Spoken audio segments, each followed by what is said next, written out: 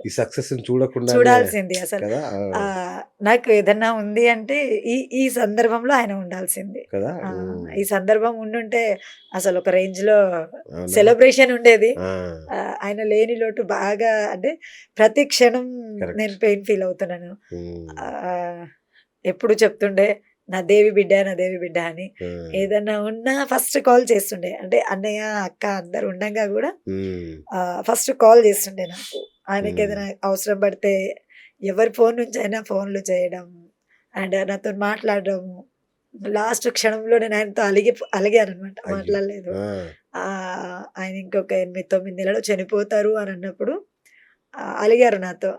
ఇగ నా మాట ఇనలేదని కోపంతో నేను మాట్లాడలేదు. ఓకే ఇగ అది లాస్ట్ మాట అచ్చా అయిపోయింది. మీ మాట వినలేదని మీరు ఆ! అడిగారు అంటే ఆయనకి యాక్చువల్లీ ఫస్ట్ హెల్త్ బాలేకునింది. హెల్త్ ఓకే ఇష్యూ వచ్చింది. ఆ, 96, 97 ఆ ఏజ్ ఉంటది ఓ తాతయ్యకి. But oh, healthy candidate. 96 ఆ! 97 బాగా స్ట్రాంగ్ పర్సన్. ఇక్కడే హైదరాబాద్‌లో ఉండమంటే వినలేదు. అమ్మమ్మకి కొంచెం కాలు ఇరిగిపోయింది. ఓకే ఈ ప్రాంతంలో. అమ్మమ్మ ఇక్కడే ఉంది. మళ్ళా నువ్వు అక్కడ ఉంటే నీకు ఇబ్బందవుతది. ఇక్కడుంటే డాక్టర్సు అందరూ అందుబాటులో ఉన్నారు. ఉండమంటే, లేదు నేను నీ ఇంట్లో అడుక్కొని తినాలా? నువ్వు పెట్టింది నేను తినాలా? అని పౌరుషం ఎక్కువ తాతయ్యకి. అచ్చచ్చచ్చా అట్లా మాట ఇనకుండా వెళ్ళిపోయావు. నేను మీకోసం ఇంత ఆలోచిస్తుంటే నువ్వు మమ్మల్ని పట్టించుకోవా అని ఆహ్, మాట్లాడలేదు. కానీ అవే చివరి మాటలు అయిపోతాయని ఎక్స్‌పెక్ట్ చేయలేదు. బా ఆ, అంటే ఆయన చావు గూడా ఎలా అయిపోయిందంటే మాట్లాడే అవకాశం లేదు. మార్నింగ్ లేసారు, వాకింగ్ చేశారు, కింద పడ్డారు ఖతం. 2 మినిట్స్‌లో ప్రాణం వెళ్ళిపోయింది హార్ట్ అటాక్ అనే అనొచ్చు. అంటే దెబ్బ ఏం లేదు. అండ్ షుగర్ లేదు, బీపీ లేదు. బా అసలు ఏ ప్రాబ్లమ్ లేదు ఆయనకి. అంటే మంచి మరణం అనే అనుకోవాలి నిజం చెప్పాలంటే మంచి మరణం అని అనొచ్చు. కరెక్ట్ కాకపోతే ఈ ఈ ఈ టైంలో టైంలో ఉండాల్సింది. నా కాదు పక్కన ఉమ్, ఉంటే బావుండు. ఉమ్, బావుండేది.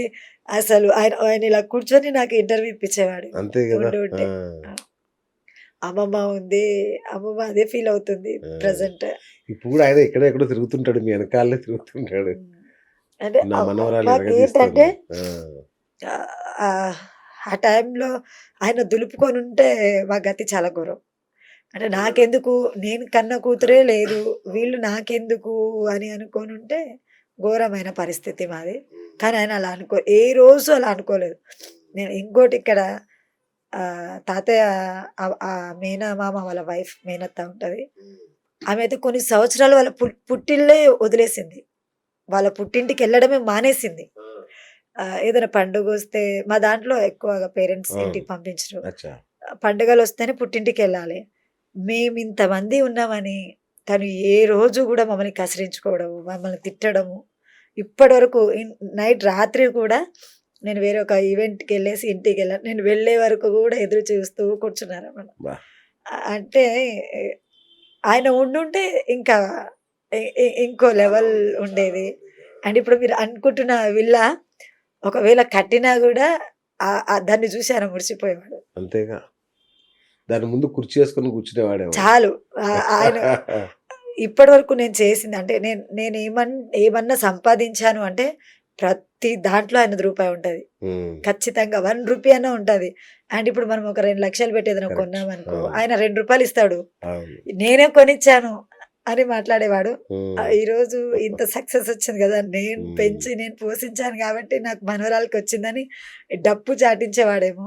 సో, సూపర్ ఆయన సూపర్ లేనిది ఉమ్. అది ఇగ ఆ మేము లోటు చేసుకోం. మామూలు లోటు కాదు అది నిజంగానే ఎవరైనా పెయిన్ అది తండ్రి ప్రేమను పొందలేమసలు. అవును తండ్రి ప్రేమను చూడలేదు. తల్లి ప్రేమను మేము చూడలేదు. ఉమ్, అంటే కొంచెం నాకు ఉంది. డ్యాడీ బాగుండేవాడు. అంటే అచ్చా ఆ, డబ్బులు ఇన్ని మాకు పిల్లో దగ్గర పెట్టేవాడు డ్యాడీ. ఆ, నాకు అంటే నేను 4థ్, 5థ్ క్లాస్ ఉన్నాను. అలాంటిది సడెన్‌గా నాన్న చనిపోవడము. ఎట్లా ఆయనకి ఎట్లా అనారోగ్యమా యాక్సిడెంట్ అట్లా ఏమన్నా లేదు, డ్యాడీ ఆర్టీసీ డ్రైవర్ అప్పుడు. ఆ, సో, జాండీస్ వచ్చాయి డ్యాడీకి. అరే ఇగ ఆయన ఆర్టీసీ డ్రైవరు చూయించుకోవడాలు హెల్త్ కొంచెం నెగ్లెక్ట్ చేశారు. సో, దాని తర్వాత చూపిచ్చాం గానీ అది ఎఫెక్ట్ అప్పటికే ఎక్కువ చూపిచ్చింది. ఓకే అయిపోయింది. అండ్ డ్యాడీ చనిపోయారని అమ్మ తీసుకోలేకపోయింది. అట్లా అచ్చా అమ్మ గూడా. ఓ సో, వాళ్ళిద్దరూ అట్లా పోయినంక సపోర్ట్ ఉండి ఏ ఏ ఆస్తి, ఐశ్వర్యం లేకపోయినా నా కూతుళ్ళ పిల్లలు నా పిల్లలు అని చేరదీశారు ఆ కాలాలలో. అవును. అది చాలా అసలు ఎంత చెప్పినా మా తాతయ్యకి నిజంగా. తక్కువనే, మా అమ్మమ్మకి తక్కువనే. గ్రేట్. అసలు ఎవరు చూడని పరిస్థితిలో మాకు బాగా చూసుకున్నారు. అండ్ స్టిల్ ఇప్పటి వరకు కూడా అమ్మమ్మ సపోర్ట్ చేశారు. మొన్న రీల్స్ చూస్తూ కూడా ఆమె దగ్గర అంటే మేము అప్పుడప్పుడు ఖర్చులకు ఇస్తుంటాం అదేలే. అనమాట. దాంట్లో నుంచి కూడా రూ. 50 నాకు ఇచ్చింది. అవునా? అంటే ఒక 2-3 డేస్ బ్యాక్. ఆ! అంటే వాళ్ళది ఏంది అని అంటే ఇంకా అంతే, అంతే. దేనితోనూ మేము హ్మ్. పోల్చలేము. రైట్. బంధువులు బాలేనప్పుడు అసలు కనబడరు లేదు. మనకి. బాగున్నప్పుడు మాత్రం మన చుట్టే ఉంటారు. ఎస్. సో, మీ బంధువుల పరిస్థితి ఏంటి? మా బంధువుల పరిస్థితి ఎట్లుంది ఇప్పుడంటే, ఏంట్రా బాబు మా ఇలా శ్రీదేవి అయిపోయింది. అనుకుంటారా? అట్లేం లేదా? ఎస్, మా శ్రీదేవి ఆ! అనుకుంటున్నారు. అండ్ చాలా మంది కాల్స్ చేస్తున్నారు. అచ్చా! చాలా మంది ఇంటికి వస్తామని ఫోన్లు చేస్తున్నారు. ఆ! అండ్ అమ్మ మేము ఇట్లా ఒక 10 మంది ఉన్నాము, నువ్వేం చేయకు, మేమే వస్తాము, ఇంటి లొకేషన్ పెట్టు.